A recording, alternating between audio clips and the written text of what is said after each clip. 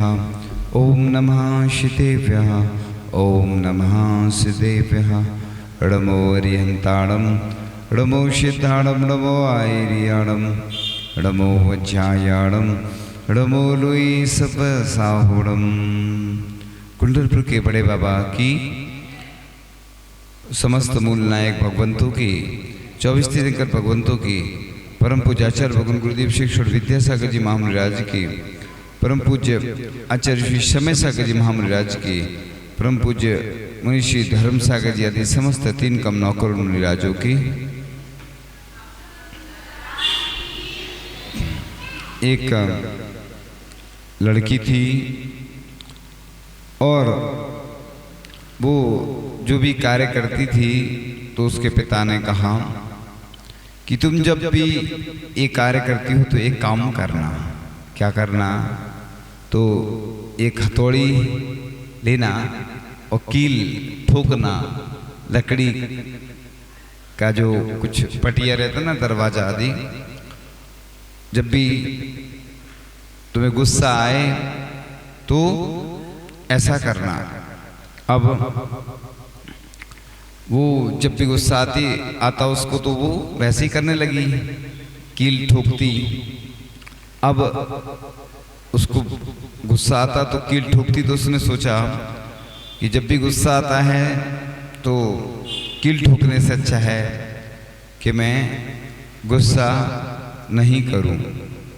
तो इसका कारण क्या है? क्योंकि क्रोध में व्यक्ति बहुत कुछ खो देता है, आग बबूला हो जाता है।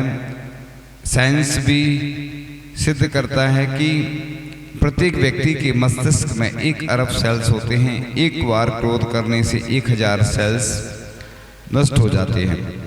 जैसे WBC होते ना, व्हाइट ब्लड सेल्स यानी श्वेत रक्त कणिकाएं, ऐसे ही होती हैं RBC, रेड ब्लड सेल्स यानी लाल रक्त कणिकाएं। तो इस प्रकार से 15 मिनट क्रोध करने में जितनी शक्ति लगती है उतनी शक्ति से वह 9 घंटे तक काम कर सकता है। तो 24 घंटे में व्यक्ति भोजन करके जो शक्ति पाता है वह 24 सेकंड में जो क्रोध करता है उसमें वह नष्ट कर देता है। यानी व्यक्ति सुबह से शाम तक उतना नहीं थकता है जितना 1 घंटे क्रोध करने से थक जाता है। क्रोध के समय 1600 जो कण होते हैं ना अंदर, वो काले हो जाते हैं, प्रसन्नता से वह सफेद हो जाते हैं। तो हर व्यक्ति में कुछ ना कुछ तो कमी रहती है। इसलिए जब भी क्रोध आए तो वो स्थान छोड़ दो।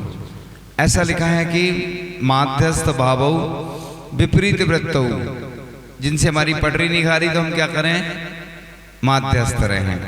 माध्यस्थ सबसे अच्छा तरीका है। और जब भी गुस्सा आए तो क्या करो? स्थान छोड़ दो।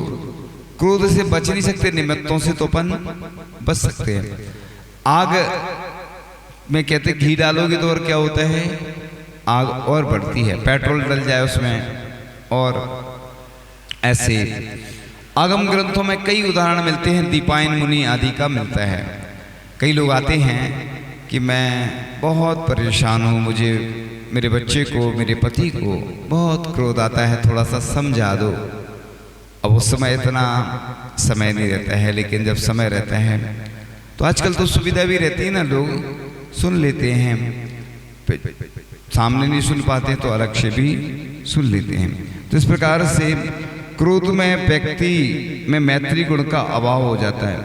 क्रोध मूर्खता से प्रारंभ होकर पछतावे पर खत्म होता है। क्रोध को जीतने के लिए क्षमा सबसे बड़ी औषधि है। 2 चीजें हैं। क्रोध को जीतना है तो किससे जीत सकते हैं? क्षमा से। तो इस प्रकार से अंतःकरण में क्षमा का दीप जलाएं। पश्चाताप की 2 बूंदें आंखों में बहने दें। ऐसा प्रतिकरण में आता है, अंतो अंतो डज्जमी, यानी मैं अंदर ही अंदर जल रहा हूं। जब किसी को क्रोध आता तो उस समय वो कुछ भी नहीं सोचता है। कई लोग मोबाइल भी फेंक देते हैं, कुछ और भी तोड़ देते हैं। तो यानी गुस्से में कुछ नहीं देखता व्यक्ति, बाद में एक बच्चा था, उसकी माँ को गुस्सा आई और उस माँ ने दीवार से मार दिया सिर, और फिर खुद अस्पताल ले गई वो माँ बच्चे को, है ना। तो ऐसी स्थिति रहती, गुस्से में आदमी कुछ भी कर देता, बाद में खुद हॉस्पिटल ले गई। तो इस प्रकार से क्षमा वह तार है जो टूटे दिलों को जोड़ सकता है। अपन किसी से क्षमा मांग लेते तो वो हल्का हो जाता है। अब क्षमा भी कितने बार मांगे, ये भी दिक्कत है। कई बार बार क्षमा भी नहीं मांगना, मतलब उसकी भी एक होती सीमा होती है तो अच्छा क्षमा, ऐसा नहीं करे, लेकिन कई बार ऐसा भी होता है बार बार क्षमा मांगो तो उस क्षमा का अपमान हो जाता है कई बार, इसलिए ध्यान में रखते हुए। तो इस प्रकार से क्रोध रूपी घाव की दवा है क्षमा। तो मन की दूरियां मिटाओ तो अपनत्व का संगीत बजने में देर नहीं लगेगी। इस प्रकार अपमान तिरस्कार के समुद्र को पार करने के लिए क्षमा नौका का सहारा लीजिए। जिसे अहंकार का पर्वत लांघना हो उसे क्षमा रूप विनय के पैरों से चढ़ना चाहिए। क्षमा से अपनत्व आता है। क्षमा मानव जीवन की शोभा है जब आदमी क्रोध की पराकाष्ठा पर होता है। तो क्षमा मुक्ति का सुगम द्वार है, क्षमा मुक्ति का सुंदर हार है, क्षमा महा ऐश्वर्य है सृष्टि का, क्षमा करती दोषों का परिहार है। तो क्षमा अवगुणों का क्षय करने वाली है माँ, आत्मा के रक्षक क्षमा होती है। तो हम उन्हें खुशी देकर गए थे, वे हमें दे गए, हमें गम दे गए। हम तो कर्ज से मुक्त हो गए पर वे कर्जदार हो गए। इसलिए चलने के ना के समय कहा है कि क्षमा मांग लो। पूर्व में भी हमने कहा था ना कि क्षमा वाणी आप लोग मनाते हैं वर्ष में एक बार शास्त्रों में, तो क्षमा उत्तम क्षमा धर्मा था, क्षमा वाणी का ही लिखा, लेकिन मनाते चले आ रहे हैं तो अच्छी बात है। लेकिन 10 लक्षण पर्व चल रहे हैं ना, कौन सा दिन है? हाँ नहीं, तिथि नहीं, वो पर्व कौन सा है? हाँ हाँ नहीं, आज का तो हाँ क्या, तो 3 बार 10 लक्षण पर्व आते हैं, 3 बार आते हैं। तो अपन को 3 बार तो क्षमावाणी मनाना चाहिए, बल्कि प्रतिदिन मनाओ। और घर में, परिवार में, समाज में जब भी कुछ हो जाए तो क्षमा मांगने में कोई संकोच नहीं करना, तुरंत नहीं मांगना क्षमा। कई बार क्या होता, वो जब किसी से कुछ लड़ाई झगड़ा हो जाता तो उस समय वो आपे में नहीं रहता, कुछ भी बोल दे, कुछ भी मार दे, कुछ भी कर दे। तो बाद में जब वो ठंडा हो जाए ना, इसलिए कोई आता ना घर में, पति आदि आते हैं, कोई और होता है, तो अपन सबसे पहले जल देते हैं। आप लोग जल पीने से उसका जो गुस्सा रहता है आदि आदि शांत। इसलिए बोलते उपवास आदि है किसी का, तो बात नहीं करो उस समय। बीमार है तो उस समय बात नहीं करना चाहिए ज़्यादा, वो कुछ भी बोल सकता है। आचार्य जी बोलते सल्लेख ना लेने वाला हो या बीमार हो, वो कुछ भी बोल सकता, कुछ भी कर सकता, गुस्से में रहता है ना वो। तो जब वो ठीक हो जाए तब आराम से बोलते काने को काना कहो, काना जाए रूठ, धीरे धीरे पूछ लो कैसे गई थी फूट। तो किसी इस व्यक्ति से एकदम से तुम ऐसा बोलोगे ना तो वो उसको गुस्सा आ जाती है। इस प्रकार से क्रोध से मनुष्य दूसरों का तिरस्कार भी करता है, और क्रोध से मनुष्य दूसरों की ही बेइज्जती नहीं करता बल्कि स्वयं की प्रतिष्ठा भी खो बैठता है। तो राह की अड़चनों को हटाते चलो, जीवन में सदैव मुस्कुराते चलो, हमेशा नहीं होती रोशनी जीवन में, अंधेरों के बीच क्षमा के दीप जलाते चलो। तो इस प्रकार से क्षमा ऐसा दीप है जो चलाएंगे तो अपने जीवन में उजाला होता चला जाता है। क्षमा से कमा लो गंवाए हुए को, क्षमा से हंसा लो रुलाए हुए को। मतलब रोने वाला व्यक्ति भी क्षमा के माध्यम से वो ठीक हो जाता है। तो क्षमा की रंगोली हो घरों में, क्षमा पर्व मने प्रतिक्रम। जोड़ के अपने दोनों हाथ आए हैं आपके पास, जो कमी हो गई हमसे भूल तो करना हमको माफ। इसलिए क्षमा वंदनीय है, क्षमा जिंदगी है, क्षमा साधना है, क्षमा प्रार्थना है। क्योंकि अपनों से क्या रखना बैर, कर दो माफ ना करो अब देर। इस प्रकार से मन वचन काया से अभिमान में भूलकर हमने तो खाया कभी दिल आप कह दे भूल कर, अथवा किए अपराध से गत दिनों में जो कुछ कभी अपनी सरलता से उन्हें करना क्षमा कृपया से। तो इस प्रकार से क्षमा मांगकर व्यक्ति बिल्कुल हल्का हो जाता है, फूलों से हल्का हो जाता है। इसलिए कामनाएं मोक्ष की और भावनाएं भोग की, जिंदगी जंजाल है बस इसी सहयोग की। चाहता हूँ सब सही हो किंतु हो पाता नहीं। तो इस प्रकार से क्षमा के बराबर अन्य कुछ नहीं है। गलती करना माननी है किंतु क्षमा करना दिव्य है। क्षमा और उदारता वही सच्ची है जहाँ स्वार्थ का भी वासना हो। तो इस प्रकार से क्रोध की दो धरी तलवार मान के म्यान में रहती है। आप उसका कद आपसे बड़ा होगा, आपके सामने जो झुका होगा। वृक्ष रहते ना, हमने बताया था कि जो छोटे वृक्ष रहते वो जब भी आंधी तूफान आता तो झुक जाते हैं, बड़े वृक्ष अक्खड़ रहते तो वो तूफान आता तो सीधे गिर जाते। तो इस प्रकार से राम ने कैकेयी माँ से माँ को क्षमा किया था। 14 वर्ष के वनवास के उपरांत उन्हें अपने राज्य में राज्य पद की प्राप्ति हुई। तो क्षमा न करने से व्यक्ति तनावग्रस्त टेंशन में रहता है। इसलिए अपन जिससे भी क्षमा मांगते हैं उसको भी अच्छा लगता है और अपन को भी अच्छा लगता है।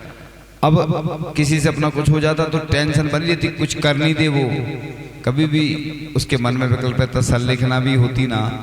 इसलिए सबसे क्षमा मांगते अपन संलेखना के समय, क्योंकि दीक्षा के बाद दीक्षा के पहले भी क्षमा इसलिए मांगी जाती कि उपसर्ग हुआ ना, श्यालनी आदि ने किया और किस किस ने किया दीक्षा लेने के बाद मुनि के ऊपर सुकुमाल।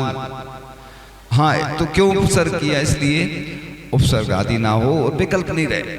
दुनिया में सर्वश्रेष्ठ पद होता है मुनि पद, इसलिए दीक्षा लेने से पहले क्षमा सबसे मांग ली जाती है। इसलिए तो कोई बैंक खाता नहीं लेता, कोई अकाउंट नहीं लेता कि जो भी करना है पहले सब कुछ कर लो, बाद में तो कुछ रहना नहीं है। इसलिए पहले क्षमा आदि मांग के हल्के हो जाते, बिल्कुल क्लीन, नीट एंड क्लीन। इसलिए कि बस अब कोई विकल्प नहीं रहे, निर्विकल्प। इस प्रकार से क्रोध रोके रुका ही नहीं, मुट्ठी में बांधा ही नहीं, कैसे मंजिल पे पहुंचेगा वो आज तक जो चला नहीं। तो इस प्रकार से वैज्ञानिक भी सिद्ध करते हैं कि रासायन क्रोध आने पर मस्तिष्क में ऐसे रासायनिक तत्व बनते हैं जिनका शरीर और मन पर बुरा प्रभाव पड़ता है।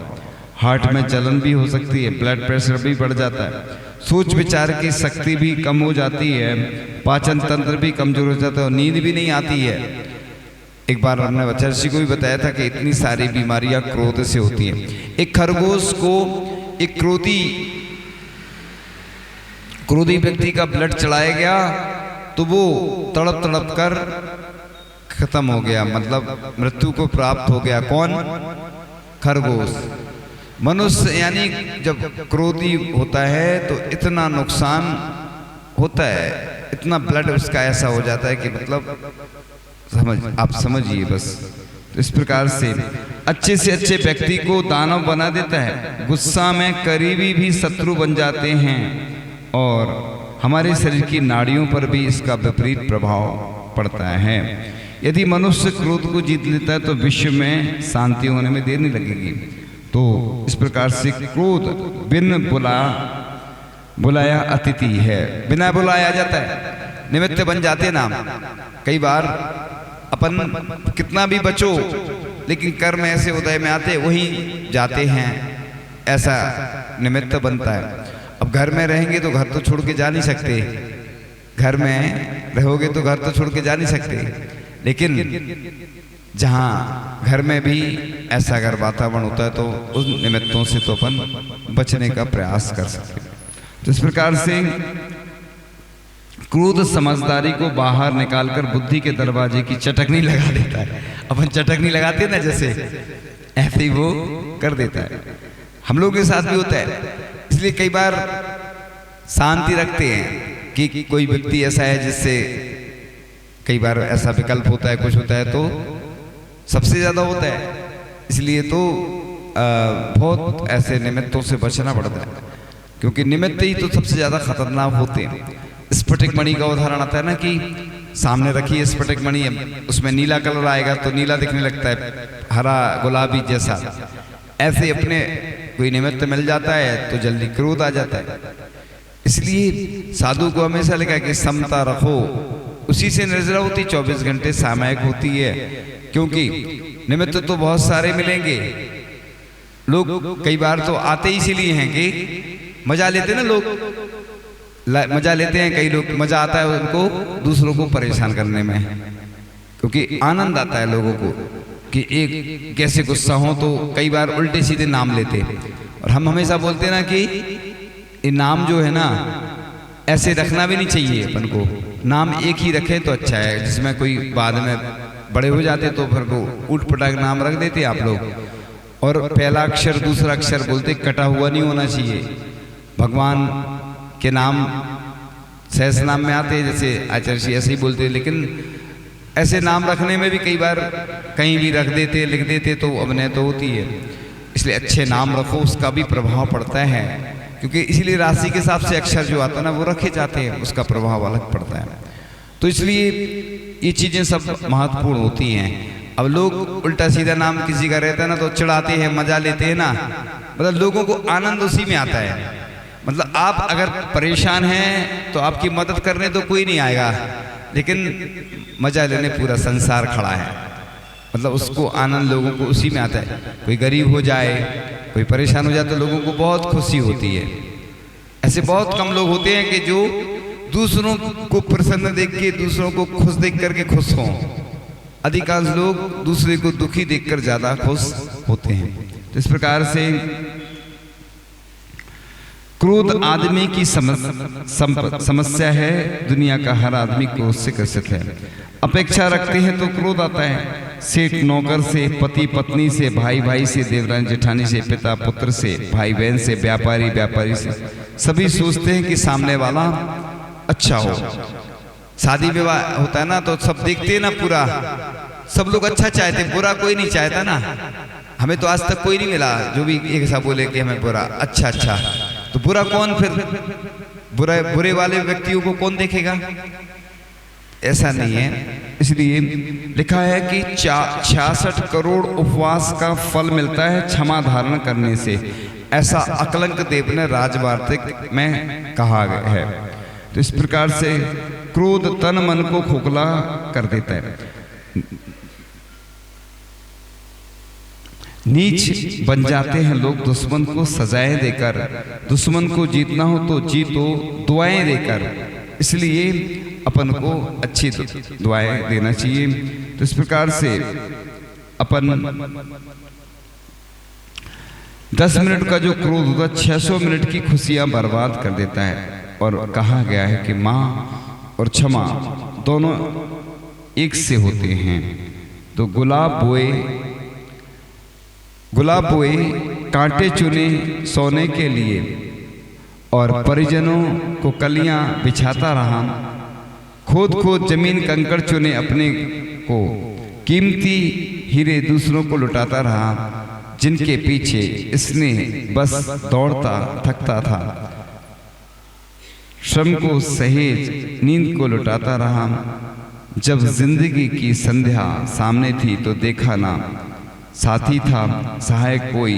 स्वयं के अकेलेपन पर रोकर बिलक कर अश्रुधारा बहाता रहा। इस प्रकार से ये जो अश्रुधारा बहाते रहते हैं अपन, वो क्यों बहाते हैं? तो इस प्रकार से क्षमा हृदय का धर्म है। इसी से व्यक्ति ऊंचा उठता है। क्षमा के कारण शत्रु भी मित्र बन जाते हैं। जैसे अपनी कोई से लड़ाई हो गई ना, क्षमा मांग लेते। अब देखो विभीषण था, पहले ऐसा कार्तिकेय परीक्षा में आता है, शत्रु भी हुई मित्रो, शत्रु भी मित्र हो जाता, मित्र शत्रु हो जाता।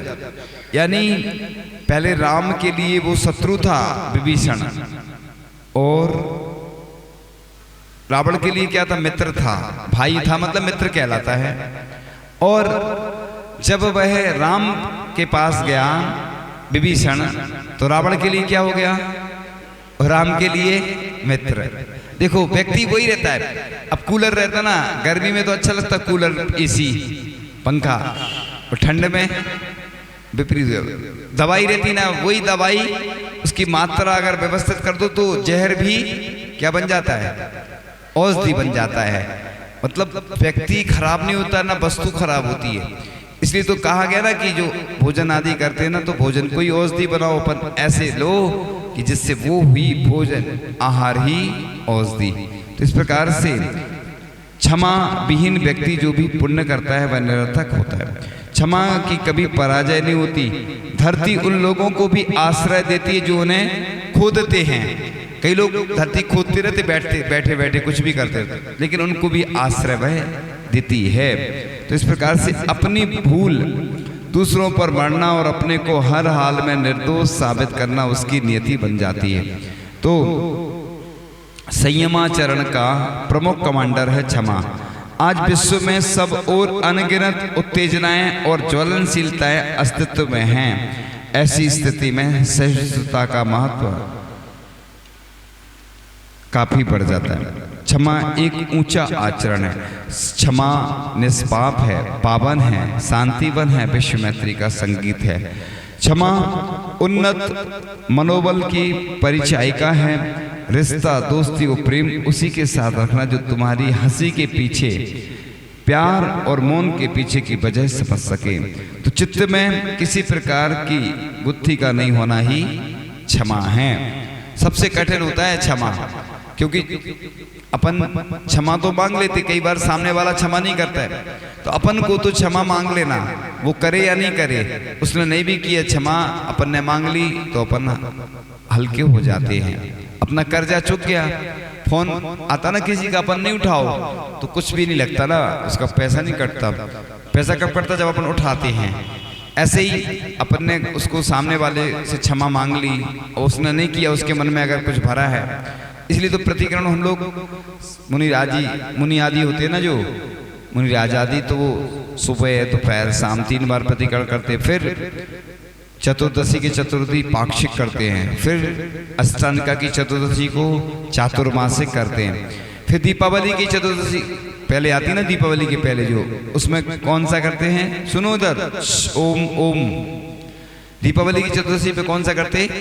वार्षिक प्रतिक्रमण, यानी वर्ष भर का हिसाब किताब चुकता कर देते कि साल भर में जो कुछ हुआ चुकता। इसलिए अपन को भी ऐसी हिसाब किताब रखना चाहिए, क्योंकि हिसाब किताब चुकता, मार्च क्लोजिंग, ऐसी अपन को भी किसी जहां से अपन जाते हैं क्षमा मांग के जाना चाहिए। कोई भरोसा नहीं कब क्या हो जाए, कोई घटना घट गई, कसाय सहित अगर संलिग्न हो गई। इसलिए उसको लिखा है कि शरीर का भी कृष करना और कसायों का भी कृष करना। इस प्रकार से संसार में जितने भी व्रत नियम, 10 मिनट का क्रोध कितने मिनट की खुशियां बर्बाद कर देता है।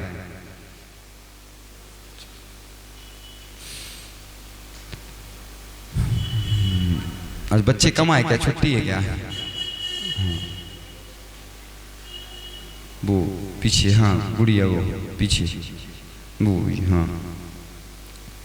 कील ठोकना, हर जब क्रोध आए तो बहुत सारी कील ठुक गई और उसने गिनी तो बहुत सारी हो गई। तो इस प्रकार से अपने जीवन में हम क्षमा को धारण करें और क्षमा मांगते रहें। सबसे अच्छा नैनो प्रतिक्रमण है ओम नमः, सबसे क्षमा, सबको क्षमा, सुखी रहें सभी आत्मा, सभी बने परमात्मा। तो इस प्रकार से अपन अपने जीवन में इस क्षमा को धारण करेंगे तो अपना जीवन अच्छा बन जाता है। अब आती है बारी प्रश्नों की। तो मेरे सवालों का जवाब दो, तो ना। आता है पहला प्रश्न आपके सामने, कितने उपवास का फल क्षमा धारण करने से मिलता है? संयम, तप, उपवास एवं मंत्र आदि आराधना कर्म, उन सब का एक रूप क्षमा है। इस प्रकार से ग्रंथों में, पुराण ग्रंथों में उदाहरण मिलते हैं। किसके मिलते हैं? ये पार्श्वनाथ भगवान कपट ने कितने भाव तक उपसर्ग किया? 10 भाव तक। लेकिन पार्श्वनाथ भगवान क्या करते गए? क्षमा करते गए।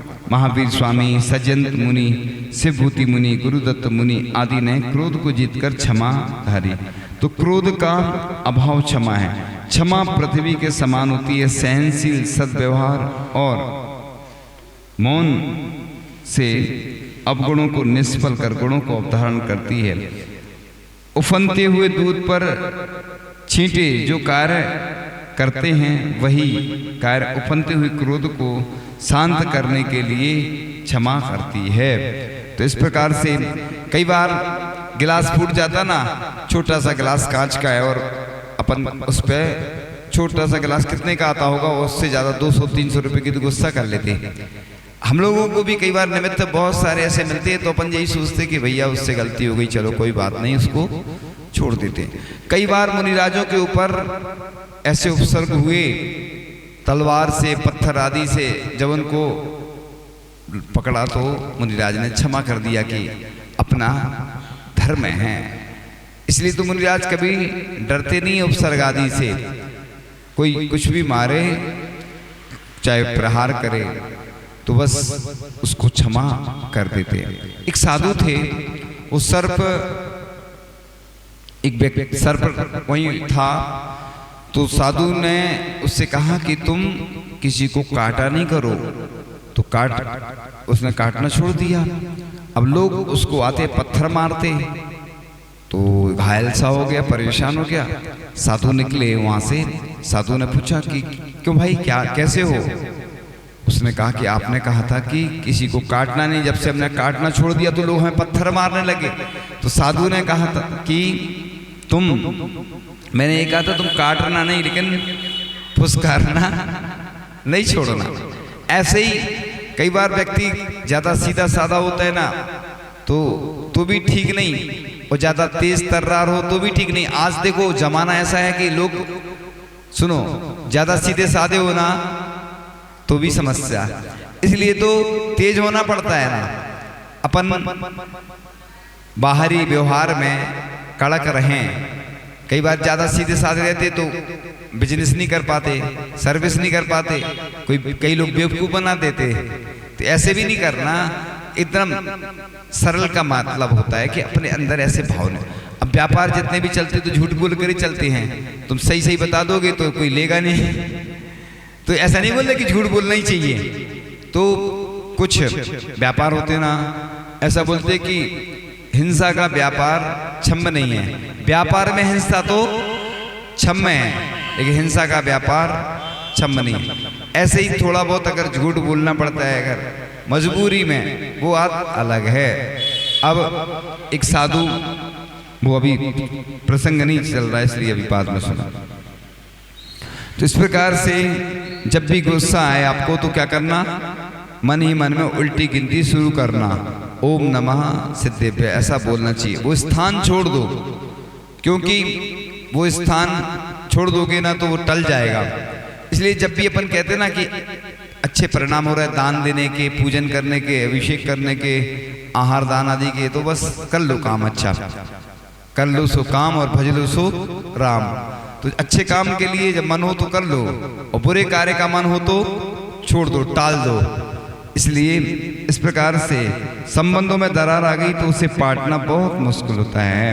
इस प्रकार से जब भी आपको गुस्सा आए, आप किसी एक ऐसे काम का विचार करें, मन लगाने की कोशिश करें जो आपको गुस्से की दिशा से हटा दे। इसलिए तो अपन निमित्तों से बचते हैं, क्योंकि जैसे अग्नि होती ना, अग्नि ऐसी क्रोध होता है। अब क्रोध में घी डालोगे, अग्नि में घी डालोगे तो और भड़केगा ना वो। इसलिए फायर ब्रिगेड को बुलाया जाता है ना, जब अग्नि शामक यंत्र बोलते हैं उसको, क्या बोलते हैं, अग्नि शमन यंत्र, फायर ब्रिगेड। तो वो जल के द्वारा ही अग्नि बुझती है। पित्त होता ना, पित्त काय से शांत होता है वो आपको सब मालूम है। तो इसी प्रकार से अपनी जो अग्नि होती है ना, वो इस प्रकार से होती है। तो ऐसा लिखा है कि इससे पेट में अल्सर, गैस की बीमारी, खून में कोलेस्ट्रॉल का स्तर, मानसिक उच्च तनाव। जब हम रामटेक में थे, क्लास चल रही थी और आचार्य जी को भी बताया ना, तो आचार्य जी भी ताज्जुब करने लगे कि अच्छा इतनी सारी बीमारियां होती हैं। तो रक्त नलिकाओं में रुकावट आ जाती है, हृदय की बीमारी होती है। अगर तुम्हें विश्वास नहीं तो डॉक्टर से पूछ लेना, है ना। नहीं, डॉक्टर ये शोध हुए हैं। तो क्रोध का आंतों पर भी खराब असर होता है, रोगाणुओं से लड़ने की क्षमता कम हो जाती है। क्रोध दर्द को बढ़ाता है, तर्क शक्ति को समाप्त कर देता है। कैंसर, हृदय रोग व रक्तचाप आदि से अगर है किसी को तो इससे जान को खतरा। चेतना शक्ति खोकर मूर्छित भी हो सकता है व्यक्ति, इससे पैरालिसिस भी हो सकता है। मांसपेशियों की कार्य क्षमता तथा कार्य प्रणाली को भी नुकसान होता है। इसलिए अपना जो भोजन आदि भी होता है ना, विष के रूप में परिवर्तित हो जाता है। इसलिए भोजन करते हैं ना तो प्रसन्नता से करते हैं, गुस्से में करोगे ना तो ऐसे ही होता है, वो विष बन जाता है। इसलिए डॉक्टर बोलते हैं ना प्रसन्न रहो। क्यों बोलते हैं? गुस्से में तुम दवाई भी लोगे ना तो फायदा नहीं करती है, क्योंकि प्रसन्नता के साथ कुछ एक्स्ट्रा एनर्जी मिलती है, उसके माध्यम से अपने जो शरीर में रोग है वो ठीक हो जाते हैं। तो जब भी आपको गुस्सा आए, कुछ कहने से पहले मन ही मन में उल्टी गिनती शुरू करना। हम दूसरों से आदर्श व्यवहार की उम्मीद करते हैं, उन्हें अपने जैसा ही देखना चाहते हैं, इसलिए हमें दूसरों पर ज्यादा क्रोध होता। अब जैसे वो शराबी रहता है ना, पुलिस को देखता है तो गुस्सा नहीं, उसको उसके ऊपर कुछ नहीं बोलता। वो शराबी पत्नी को देखेगा, जो कमजोर होते हैं ना उन पे ज्यादा गुस्सा करते व्यक्ति। अगर पत्नी कमजोर है तो पति करेगा, पति कमजोर है तो पत्नी करेगी बच्चों पे। और इसलिए व्यक्ति देख लेता है ना कि ये कुछ कहेंगे नहीं, डांट लो इनको, निकाल लो अपनी गुस्सा। कई बार होता ना, कहते ना तुमने पूरा गुस्सा हमारे ऊपर उड़ेल दिया। अब कोई ग्राहक है, कोई पैसा नहीं दे रहा है, कुछ और समस्या है, तो आदमी आता है थका हुआ तो घर पे पूरा वो निकाल देता है। इस प्रकार से हर किसी का बात करने का, सोचने का अपना दृष्टिकोण होता है। ऐसी स्थिति में आप स्वयं को उसकी जगह रखकर सोचें तो उसकी बात भी आपको समझ में आएगी। अब कोई गरीब होता ना, एक कहा वो बिंदु चलता ना, जी की ना फटी बिमाई वो का जाने पीर पर आई। इसलिए कहते बिमाई फटती ना, बिमाई बोलते पैर में जो फट जाते ना, बिमाई बोलते उसको। तो जिस व्यक्ति को एहसास होता है तो उसको समझ में आता है। इसीलिए झगड़े इसलिए होते हैं कि दो व्यक्ति हैं, वो एक चाहता है इधर आओ इधर आओ, दोनों थोड़ा थोड़ा खिसकेंगे, एडजस्टमेंट करना पड़ता है। क्योंकि सास और बहू में झगड़ा इसी कारण होते हैं कि वो समझती है कि तुम हमारी नहीं सुनती, वो कहती है ये हमें कुछ बोलती नहीं। इसलिए अपन को ये समझो, बहू को बेटी की तरह समझो। पहले तो स्थितियां खराब थी, अब थोड़ी सी सुधर गई हैं।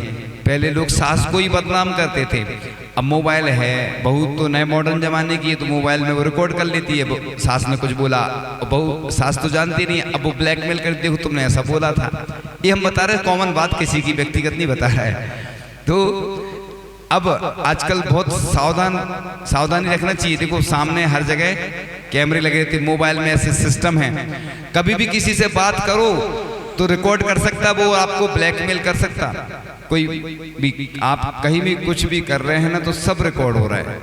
पहले तो इतनी सारी सुविधाएं नहीं थी, इसलिए अब सावधानी रखने की आवश्यकता। किसी से कुछ भी बोलो ना, गुस्से में कुछ भी बोलो तो कहीं भी कोई जेब में रखे हो मोबाइल रिकॉर्ड कर सकता। आजकल रिकॉर्डिंग का सिस्टम रहता है, ऐसी वीडियो बना लेते हैं लोग, फिर ब्लैकमेल करते हैं। इसलिए अपन को शांति भी रहना है और निमित्तों से भी बचना है, क्योंकि निमित्त तो पल पल मिलते रहते हैं, कोई भरोसा नहीं। इस प्रकार से हर व्यक्ति में कुछ ना कुछ कमी जरूर होती है। अपन कभी भी किसी गरीब को देखो, भिखारी को देखो, अपन सोचते हैं भिखारी आया है तो इसको पैसे देंगे तो ये शराब पिएगा, इसको आटा देंगे तो वो बेच देगा, भोजन कराओ ना उसको, वहीं बिठा के यही खा लो, उसका कोई नियम थोड़ी रहता है। खिला दो तो वो बेचेगा नहीं फिर। हाँ तो सुनो, तो वो शराब पीते ना, ऐसा सुना है। तो इसलिए अपन को नहीं, अपन को तो अपना कर्तव्य करना। जैसे गाय को अपना जन्मदिन आदि होता है तो गौग्रास खिलाते हैं ना, इसी प्रकार से लिखा है। अब वो लोग, उनको कुछ नशा आदि करना है तो उसको नशे से तो रोक नहीं सकते, लेकिन अपन को तो दया करना है ना, अपना कर्तव्य है कि कोई गरीब है। इसलिए मैं हमेशा बोलता हूँ ना कि समाज में एक ऐसे फंड की व्यवस्था होनी चाहिए कि गरीबों के लिए वो पूरी जानकारी कर लो ना उनकी। कई लोग दान करते तो हॉस्पिटल में डायरेक्ट करते जिसमें तुम कुछ गड़बड़ नहीं कर पाओ। ऐसे कई लोगों की मदद की हमने, करवाई तो वो डायरेक्ट हुई है, जिससे कि बीच में कोई कुछ करे नहीं। तो ऐसे गरीबों के लिए अंतर्राष्ट्रीय स्तर पर गौशाला के लिए, पाठशाला के लिए, मंदिर के लिए और गरीबों की शिक्षा, चिकित्सा आदि और भी जो अच्छे कार्य हैं परोपकार के लिए अंतर्राष्ट्रीय स्तर पे भले ही छोटी सी राशि भी आप देते हैं ना, लोग सोचते हैं हम देंगे तो बड़ी राशि देंगे, छोटी छोटी अगर व्यक्ति 1 रुपये देता है और 1 करोड़ लोग 1-1 रुपये देंगे तो कितना हो जाएगा, कितना हो जाएगा, 1 करोड़ रुपये हो जाएगा। मतलब फंड थोड़ा थोड़ा भी करते हैं ना तो इकट्ठा हो जाता है। तो इस प्रकार से क्रोध को आप लोग जीत कर अपने जीवन को क्षमा धारण करें। तो वो कहानी चल रही थी कि उस लड़की ने जो कील ठोकती थी लकड़ी के उस पे पटिए पे, तो बस उसके पिता ने कहा अब ये कील इतनी सारी तुमने ठोकी, निकालो। उसने निकाली तो देखा कि उस पर जो निशान बन गए थे वो नहीं जाते हैं। इसलिए अपन किसी पर क्रोध करते हैं।